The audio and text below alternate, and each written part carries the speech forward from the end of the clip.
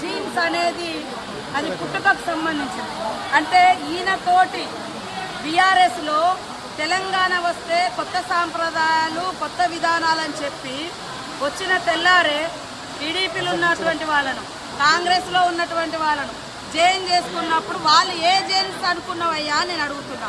2018లో కూడా కాంగ్రెస్ పార్టీ నుంచి 13 మంది ఎమ్మెల్యేలను జైన్ చేసుకున్నావు.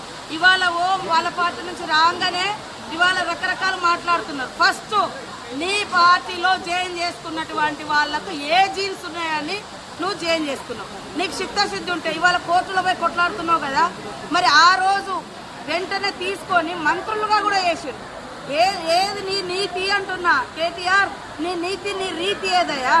ఆ రోజు తలసాని శ్రీనివాస్ యాదవ్ను సబితా ఇంద్రారెడ్డిని తీసుకొని ఎమ్మెల్యేలుగా తీసుకొని అదే గవర్నర్ దగ్గర తీసుకుపోయి అత్యంత నీచంగా హేయంగా నువ్వు మంత్రి పదవులు కూడా ఇచ్చి రాజ్యాంగాన్ని ఉల్లంఘించిన నువ్వు ఇవాళ రాజ్యాంగ ధర్మాసనం కాడిపోయేటువంటి అర్హత నీకుందా? ఫస్ట్ ఇప్పటికైనా నేను సవాల్ చేస్తున్నా.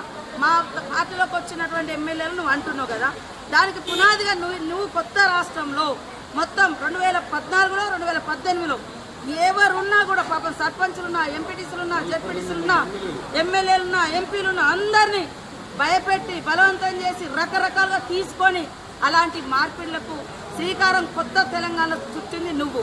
నీకు రాజ్యాంగం మీద గౌరవం ఉంది. ఇంట్లో పోయినంటే మరి నీ పార్టీలో ఉన్న ఒక్కరిని కూడా ఎందుకు నువ్వు రాజీనామా చేసి మళ్ళీ ఎలక్షన్కి రాలే?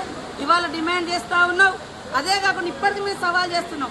మీ పార్టీలో ఇతర పార్టీ నుంచి వచ్చిన వాళ్ళు ఇప్పుడు కూడా గెలుచున్నారు, వాళ్ళని కూడా రాజీనామా చేయించి ఆ రోజు మా పార్టీ నుంచి వచ్చిన వాళ్ళు సబితా ఇంద్రారెడ్డి కానీ, సుధీర్ రెడ్డి కానీ, లేకుంటే ఇతర టీడీపీ నుంచి వచ్చిన తలసాని శ్రీనివాస్ యాదవ్ కానీ మళ్ళీ ఇప్పుడు ఎమ్మెల్యేలు ఉన్నారు కదా, ఆ రోజు వాళ్ళు రాజీనామా చేయకుండా మీ పార్టీలకు వచ్చారు కదా, మీ పార్టీలకు ఈరోజు రాజీనామా చేయించి అప్పుడు మా దాంట్లోకి వచ్చిన వాళ్ళు అడిగితే జనం హర్షిస్తారు. కానీ నీకో నీతి మందికో నీతి అనడం ఇది ఎవరు కూడా హర్షించరు.